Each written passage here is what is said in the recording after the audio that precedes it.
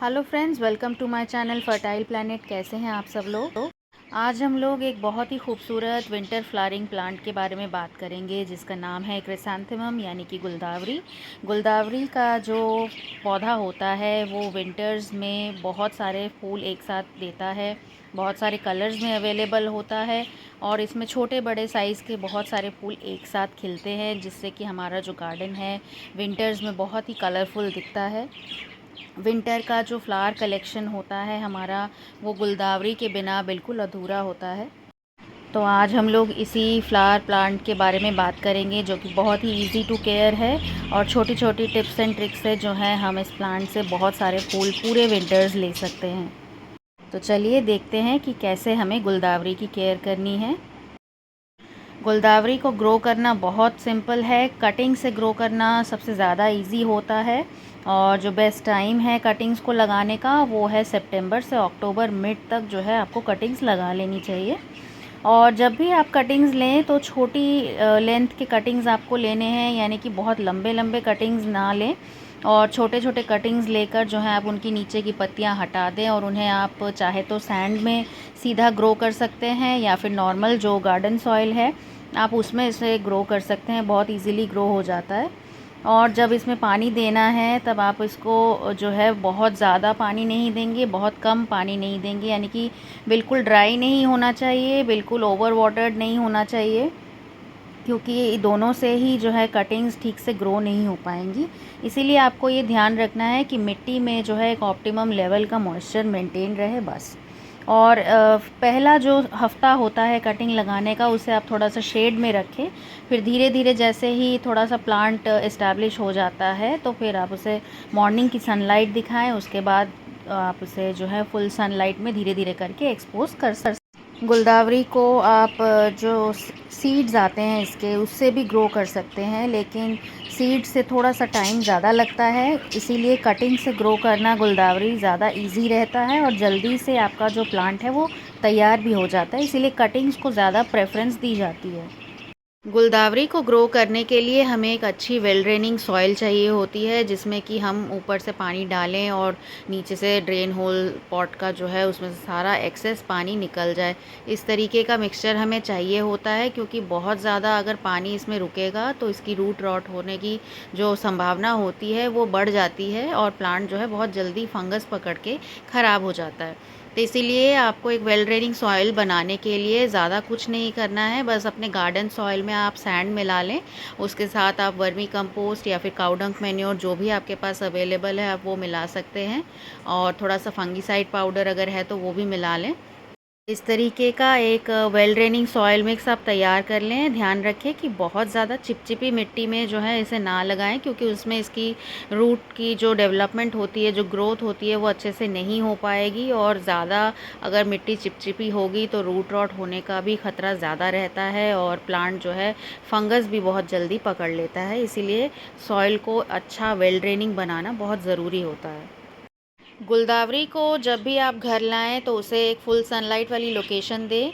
फूलों के लिए ये बहुत ज़रूरी है। जितनी देर की सनलाइट दे सकते हैं उतनी ज़्यादा अच्छी इसके लिए रहती है। मिनिमम 6 घंटे की सनलाइट इसको चाहिए होती है अच्छी फ्लावरिंग के लिए।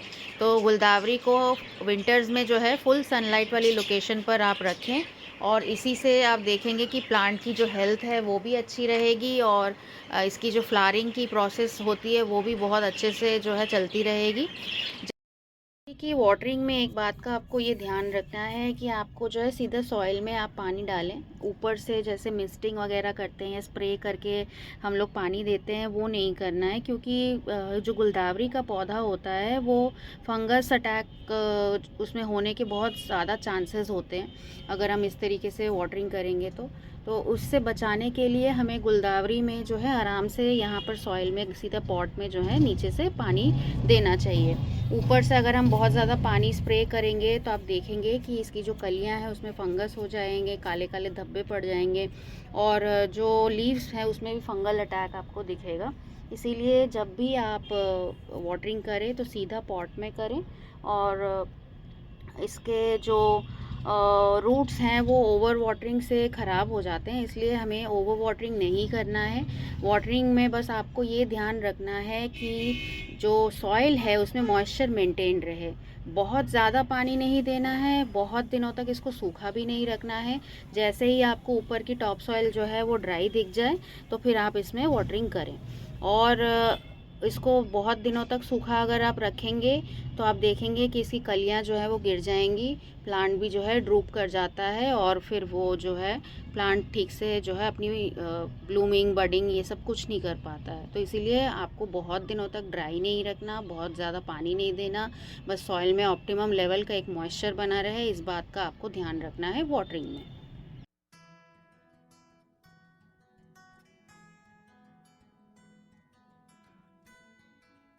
गुलदावरी के लिए जो फर्टिलाइज़र मैं यूज़ करती हूँ और उसके मुझे बहुत अच्छे रिज़ल्ट्स मिले हैं वो है सरसों खली की खाद।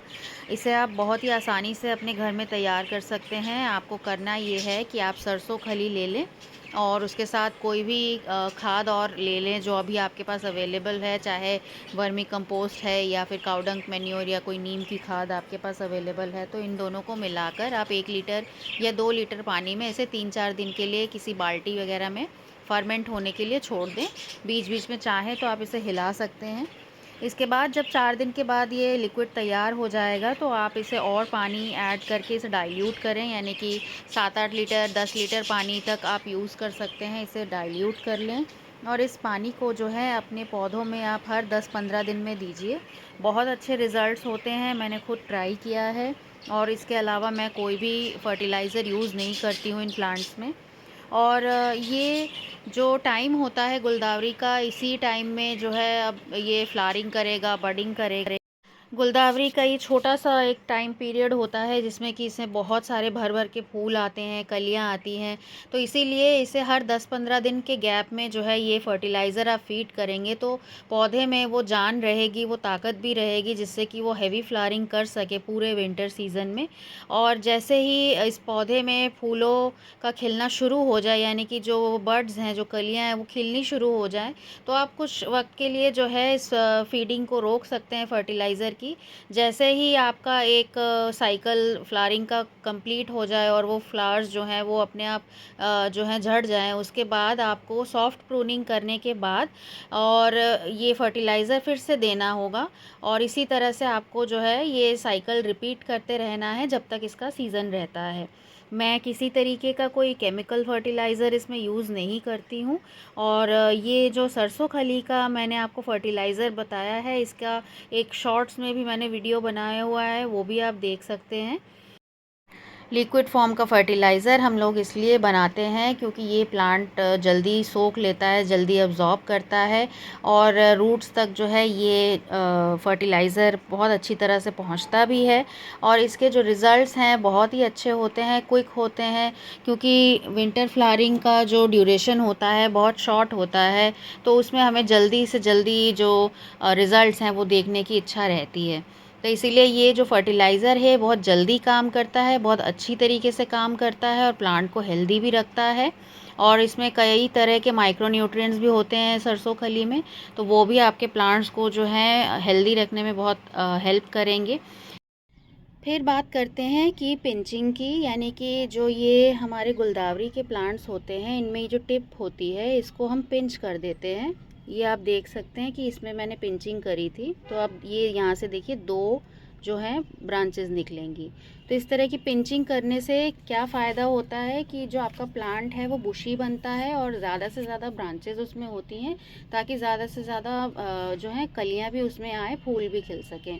इसलिए जब ये गुलदावरी का प्लांट ग्रोइंग स्टेज में होता है, यानी कि जब उसमें बडिंग नहीं होती है, शुरुआती स्टेज में जो है आपको इसमें पिंचिंग करते रहना चाहिए, ताकि इसमें ज़्यादा से ज़्यादा जो है स्टेम्स बन सके और उसमें बहुत सारे जो बडिंग उसमें हो और उसके बाद फूल भी आपको ढेर सारे मिल सके।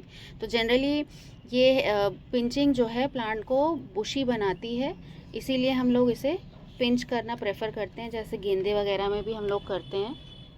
और दूसरी बात इसमें ये है कि जो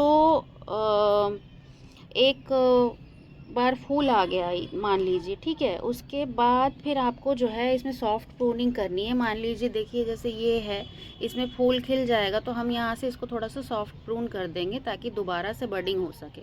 अगर हम इसे ऐसे ही छोड़ देंगे तो आप देखेंगे कि ये डेड सा हो जाएगा एंड इसका, इसमें कलियाँ नहीं आ पाएंगी।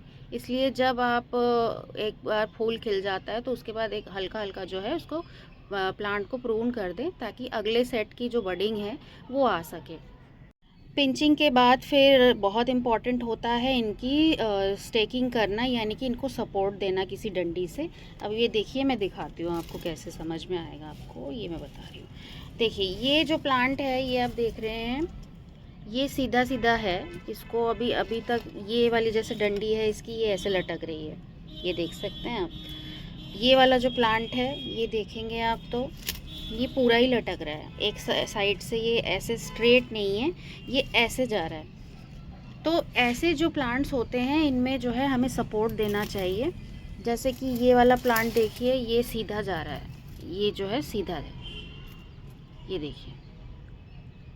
और ये जो इस तरह से झुक जाते हैं प्लांट्स, इनको सपोर्ट देना बहुत ज़रूरी होता है, क्योंकि जब इनमें कलियां आती हैं तो ऊपर से जो है ये प्लांट हैवी होने लगता है। और उसके बाद अगर हम इसमें सपोर्ट नहीं देंगे तो ये और झुक जाएगा, धीरे धीरे करके जो है इसकी ग्रोथ भी अफेक्ट होगी। इसमें बहुत सारे जो ये कलियां हैं वो प्रॉपरली खिलेंगे नहीं और ये प्लांट भी ठीक से ग्रो नहीं करेगा।